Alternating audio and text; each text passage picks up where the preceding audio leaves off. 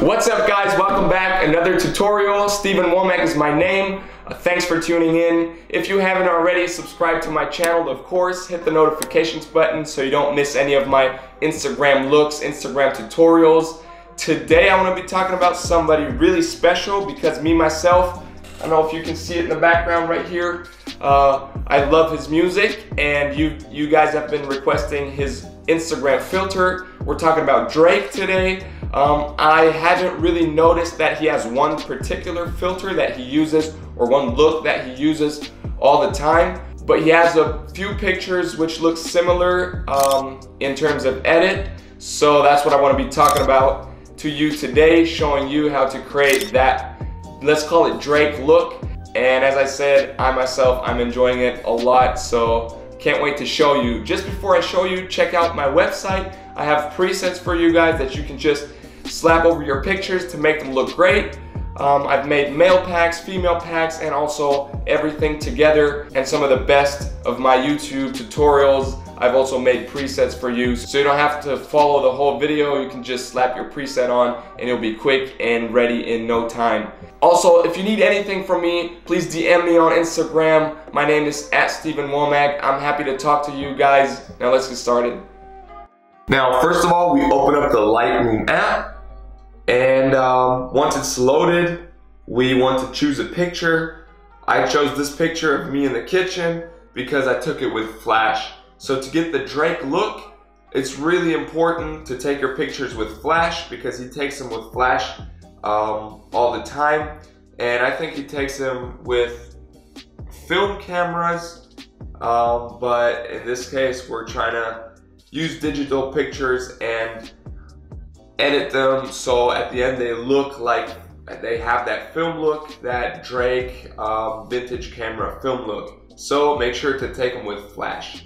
Now, first of all, we hit the lights button to get to the light section. Take a look at the curve. What we want to do is boost the shadows a little bit. So pull that up and then bring down the highlights a little bit. So pull that down.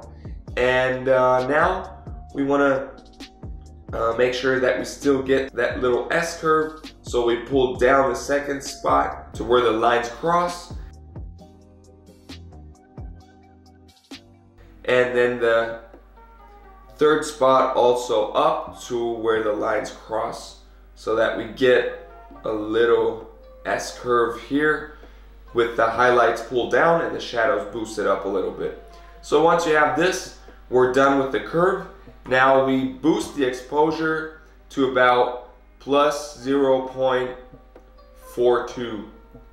Now the contrast, we also want to boost that to about plus 25. The highlights, we also want to boost the highlights here to get those really bright highlights,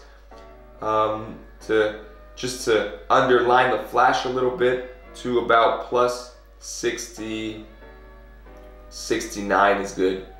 Now the shadows, we also want to boost them up to about plus 34. And the whites, we want to pull the whites down to negative, let's say negative 30. And the blacks, we also want to pull them down to about negative 22. So that's it with the highlights. We hit the colors tab. And here we want to pull down the tint to about negative 13, negative 12. And the saturation, we also want to pull that down a little bit to about negative 18 or 17 in this case. Now we scroll up to the color mix button and we just want to change the reds, orange, and yellow tones a little bit. So in this case, I have really bright skin. I want to just saturate it a little more. So first of all, for the lips, we need the reds. And we'll boost up the saturation to about plus 34. And we're gonna pull down the luminance to make them a little darker to about negative 25. Now we jump over to the orange tones, and here we wanna pull down the hue into the red area to about negative -14 should be good right there.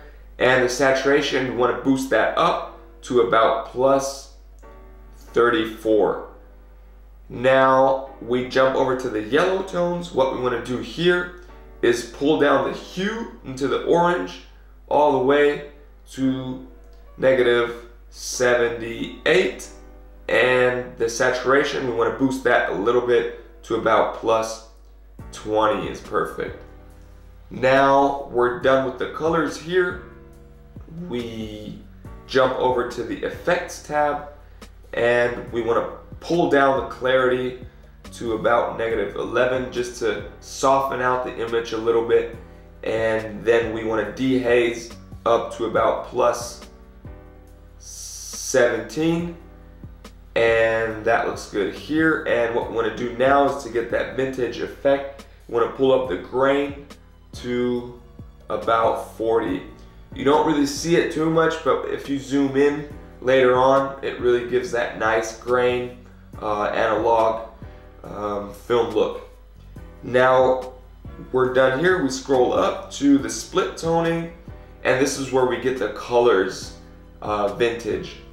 So we want to pull the highlights into the green area to about a hue of about 138, and the saturation, we want to pull that down to around 16 is good.